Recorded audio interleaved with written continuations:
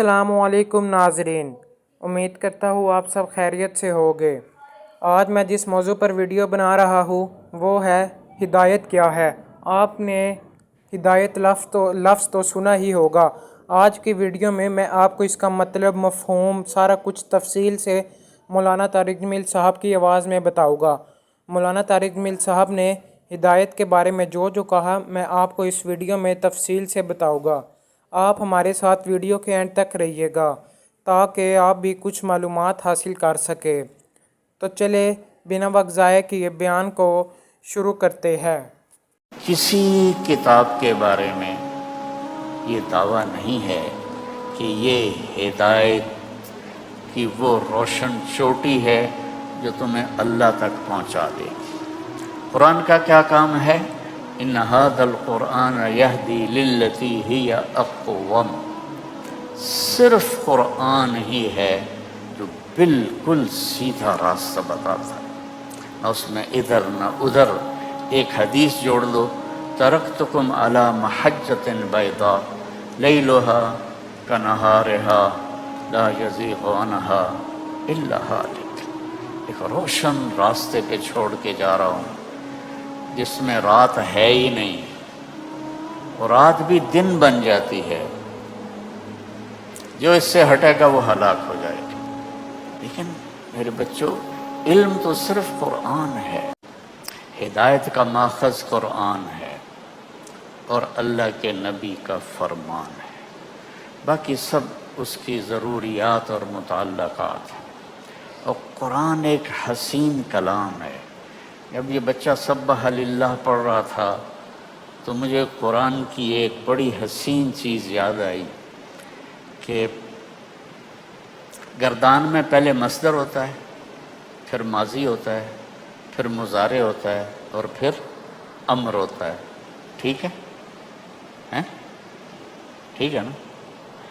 अल्लाह ने पहली सूरत शुरू की सुब्हानल्लज़ी अस्रा मस्दर से, बिअब्दिही लैलन मिनल मस्जिदिल हराम इलल मस्जिदिल अक़सा। आगे माजी से शुरू की सब्बह लिल्लाहि मा फ़िस समावाति वल अर्द व हुवल अज़ीज़। क्या कहा आगे? अज़ीज़ुल हकीम है क्या है? फिर मुज़ारे की तरफ बढ़े, युसब्बिहु लिल्लाहि मा फ़िस समावाति व मा फ़िल अर्द। उसके बाद अमर की तरफ बढ़े, सब्बिहिस्म रब्बिकल आला। सुबहान, सब्बह, युसब्बिहु, सब्बिह। ये वो हुस्न कुरान है जो हमारे तलबा नहीं जानते, इसलिए कुरान पढ़ के उनके दिलों में कोई हरकत नहीं होती, वो ऊपर से गुजर जाता है। फिर एक और बात मुझे अभी तिलावत में जहन में आई कि हर नबी ने अपनी कौम को कहा, या कौम वइला समूद अख़ाहुम सालिहा क़ाल या कौम अअबुदुल्लाह वइला हूद अख़ाहुम सालिहा क़ाल या कौम अअबुदुल्लाह। मूसा अलैहिस्सलाम या कौम लिम तुज़ूननी। ठीक है? लेकिन ईसा अलैहिस्सलाम ने कहीं भी या कौम नहीं फरमाया, हमेशा या बनी इसराइल फरमाया। ये अभी जो बच्चा तिलावत कर रहा था तो मेरा उधर जहन गया, या बनी इसराइल से खिताब किया है पूरे कुरान में, या कौम में। क्योंकि ईसा अलैहिस्सलाम के वालिद कोई नहीं है, नसब बाप से चलता है, वो बनु इसराइल से नहीं है, वो तो रूहुम है, मिन रूहिल्लाह हैं। तो ये देखो कुरान की कितनी खूबसूरती है कि ईसा अलैहिस्सलाम ने एक दफ़ा भी या कौम नहीं फरमाया, बल्कि या बनी इसराइल, या बनी इसराइल। तो बेटो, अल्लाह ने पहला लफ्ज़ फरमाया है हुदन, ज़ालिकल किताबु ला रैब फ़ीहि हुदन लिलमुत्तक़ीन। किसी किताब के लिए हुदन लिलमुत्तक़ीन नहीं, हुदन लिन्नास। किसी किताब के लिए हुदन लिन्नास नहीं है। तो میری عادت ہے کہ تفسیریں بہت بڑی بڑی ہیں اور آج کے زمانے میں ان سے روشنی ملنی بہت ڈھونڈنا پڑتا ہے، تو اللہ مجھے توفیق دیتا ہے، میں الفاظ پہ غور کرتا ہوں، پھر ان کو لغت میں دیکھتا ہوں، اس سے کچھ سمجھ میں آ جائے تو بیان کر لیتا ہوں۔ میں نے کہا یہ خدا کا مطلب دیکھنا چاہیے، کتنے مطلب ہیں؟ تو وہ لغت میں دیکھا ایک مطلب جو بہت خوبصورت لگا، خدا سمندر میں پہاڑ کی ابھری ہوئی چوٹی کو کہتے ہیں جو دھوپ سے روشن ہو جاتی ہے۔ عرب سمندر سے ڈرتے تھے، باہری سفر بہت کم کرتے تھے، اس وقت نہ کمپاس اور نہ کمپیوٹر، رات کو ستاروں کو دیکھ کے اور دن میں انہوں نے یہ چوٹیاں مقرر کی ہوئی تھیں کہ یہ جو چوٹی ہے یہاں سے جدہ کا راستہ ہے، یہ جو چوٹی ہے یہاں سے عقبہ کا راستہ ہے، یہ جو چوٹی ہے یہاں سے یمبو کا راستہ ہے، یہ جو چوٹی ہے یہاں سے عدن کا راستہ ہے۔ تو سمندر میں جہازوں کو منزل تک پہنچانے کے لیے جو چوٹیاں اللہ نے پانی سے باہر نکالی ان کو ہدا کہتے ہیں، ہدا۔ تو میرے رب نے انسانیت کے سمندر میں، ہر انسان ایک کشتی کی طرح ہے اور یہ دھرتی سمندر کی طرح ہے، اور اس میں صرف ایک چوٹی نمایاں ہے، وہ ہے القرآن۔ ہدن للناس بھی ہے اور ہدن للمتقین بھی ہے۔ کسی کتاب کے بارے میں یہ دعویٰ نہیں ہے کہ یہ ہدایت کی وہ روشن چوٹی ہے جو تمہیں اللہ تک پہنچا دے گی۔ قرآن کا کیا کام ہے؟ ان ھذا القرآن یہدی للتی ہی اقوم، صرف قرآن ہی ہے جو بالکل سیدھا راستہ بتاتا ہے، نہ اس میں ادھر نہ ادھر۔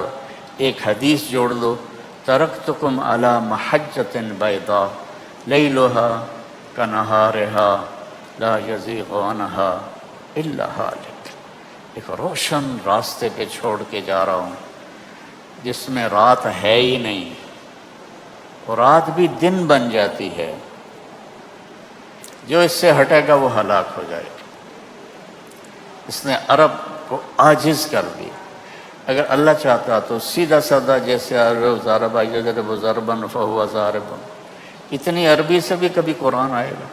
شرح جامع پڑھاتے ہیں، شرح جامع پڑھاتے ہیں، اور شرح جامع بھی کوئی نحو کی کتاب ہے؟ وہ فلسفہ نحو کی کتاب ہے، تمہیں تو کیا پڑھانے والے کو سمجھ میں نہیں آئے گی۔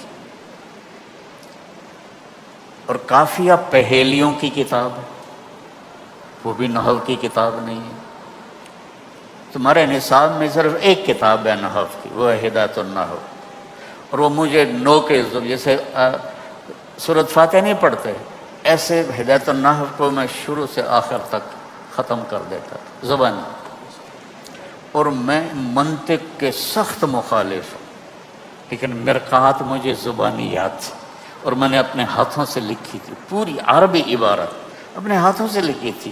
میں جو بولتا ہوں بصیرت سے بولتا ہوں، میں اس چیز کا قائل نہیں کہ ہم تو جی لکیر کے فقیر ہیں، تو پھر مدرسے کی کیا ضرورت ہے اگر آپ لکیر کے فقیر ہیں؟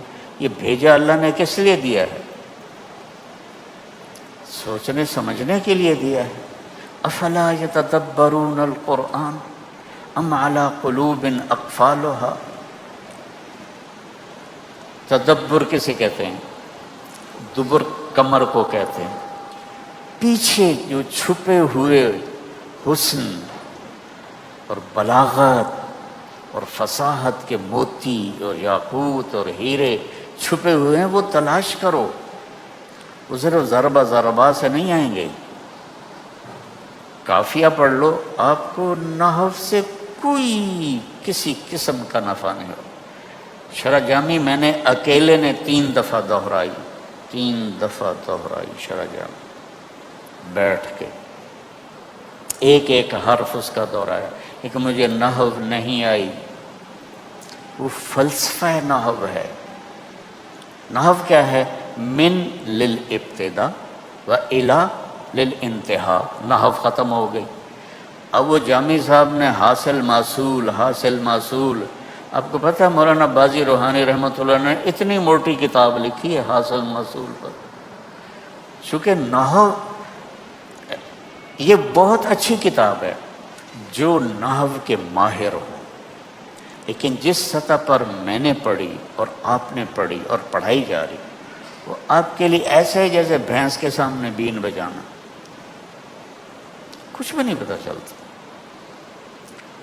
اور یہ تو ہمارے پاس وہ اسباب ہیں جس سے ہم قرآن کے حسن سے پردہ اٹھاتے۔ ایک 1940 کے آس پاس کا واقعہ ہے۔ مصر میں ایک بہت بڑے عالم تھے علامہ ادیب کامل، تو انگلینڈ میں ایک عربی کانفرنس تھی، وہ اس میں تشریف لے گئے۔ وہاں ایک گورا تھا پروفیسر فنکل، وہ عربی کا بہت بڑا ماہر تھا۔ تو وہ کہنے لگا شیخ ادیب آپ جیسا عربی دان بھی کہتا ہے کہ قرآن اللہ کا کلام ہے۔ تو انہوں نے دلائل نہیں دیے، کہنے لگے میں تمہیں ایک قرآن کا مضمون بتاتا ہوں، اس پر 10 جملے تم لکھو اور 10 میں لکھوں گا، پھر میں تمہیں قرآن سے سناؤں گا کہ قرآن کیا کہتا ہے۔ کہا ٹھیک ہے۔ کہا لکھو جہنم بہت بڑی ہے، اس پر 10 جملے لکھو اور 10 میں بھی لکھتا ہوں۔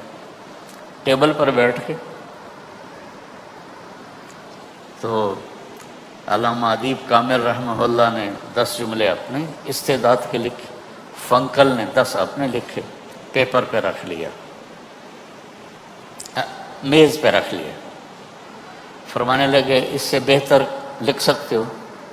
اس نے کہا نہیں۔ فرمایا میں بھی نہیں لکھ سکتا، اب تمہیں قرآن سے سناؤں قرآن کیا کہتا ہے؟ میں کہا ہاں۔ تو قرآن کہتا ہے یوم نقول لجہنم هل امتلأت وتقول هل من مزید، تو اس کا ایسے مقل ہاں یہ قرآن ہے؟ کہاں یہ قرآن ہے؟ کہ نہیں، پھر یہ اللہ ہی کا کلام ہے، انسان نہیں کہہ سکتا۔ جہنم بہت بڑی کو صرف 3 لفظوں میں، اب میں تمہیں کیسے بتاؤں کہ اس میں کیا چھپا ہوا ہے؟ 3 لفظوں میں، حل من مزید، اس کی وسعت اور لامحدود ہونے کو بیان کر دیا۔ انہوں نے 10 جملے لکھے، میرے اللہ نے 3 لفظوں میں حل من مزید، اور اس کو جہنم تو بولتی نہیں ہے، وہ تو بے زبان ہے، اس کو کہتے ہیں محاکات۔ بلاغت کا یہ قاعدہ ہے محاکات، حکایت سے ہے، کسی بات کو اس طرح پیش کرنا کہ وہ تصویر بن کے سامنے آ جائے، اس کو محاکات کہتے ہیں۔ تو یہ یہاں اللہ تعالیٰ نے جو بلاغت کا قاعدہ ہے محاکات وہ استعمال کیا ہے کہ جہنم ایسے کھڑی ہوئی ہے جیسے وہ جاندار بھی ہے، اس کی زبان بھی ہے، اور وہ کہہ رہی ہے حل من مزید، حل من مزید۔